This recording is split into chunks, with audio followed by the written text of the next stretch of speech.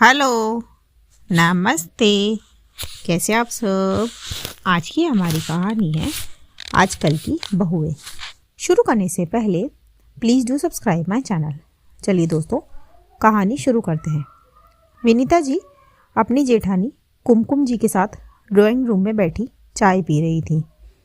आज कई महीनों बाद कुमकुम जी अपनी देवरानी के घर आई थी।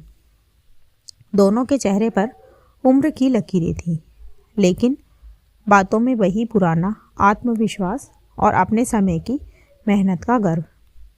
फिर विनीता जी ने चाय का कप रखते हुए कहा, अरे जीजी, आजकल की बहुएं क्या जाने हमने कितना काम किया है अपने समय में। आज तो सब कुछ रेडीमेड है। तब कुमकुम जी तुरंत सहमति में सिर हिलाकर बोली, सही कह रही हो विनीता, हमारी जितना काम अगर आज की बहुएं कर ले तो उठकर पानी भी ना पिए। हम लोग गेहूं साफ करते, मिर्ची चुनते थे, सिलबट्टे पर चटनी पीसते थे। आजकल तो चटनी भी डिब्बे में मिल जाती है। फिर विनीता जी को जैसे अपनी बीती जिंदगी की फिल्म चलती दिख रही हो और वो बोली, और चूल्हे पर लकड़ी जलाकर पूरे घर के लिए खाना बनाना। इतने लोगों का खाना, ऊपर से अगर मेहमान आ जाए तो पूछो ही मत, नहाने तक का समय नहीं मिलता था। फिर कुमकुम जी ने गहरी सांस ली और बोली, और आज देखो, 2 मेहमान के आ जाए, खाना बाहर से ऑर्डर हो जाता है। रसोई में कौन पसीना बहाए। उधर रसोई में विनीता जी की बहू राशि और कुमकुम जी की बहू राधा चुपचाप ये सब सुन रही थी।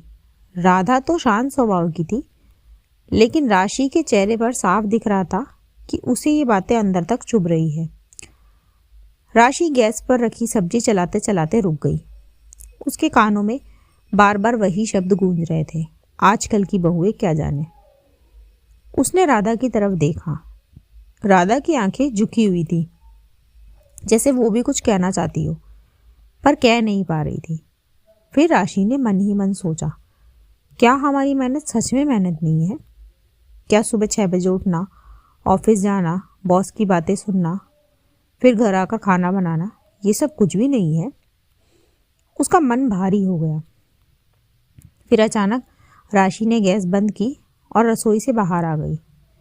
फिर राशि ने बड़े आदर से कहा, वैसे बड़ी मम्मी, मुझे भी कुछ कहना है। विनीता जी थोड़ा हैरान हुई और बोली, हाँ बोलो राशि।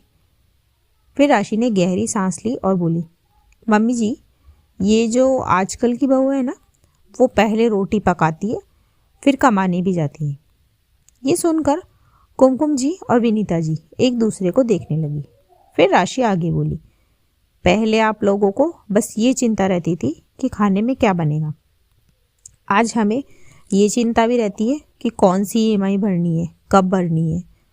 उसकी आंखें नम होने लगी और वो आंखों में आंसू लिए बोली, हमें बच्चों की पढ़ाई भी देखनी होती है, उनकी स्कूल मीटिंग अटेंड करनी होती है, घर का राशन, बैंक का काम, बिजली का बिल, सब हमें खुद संभालना पड़ता है।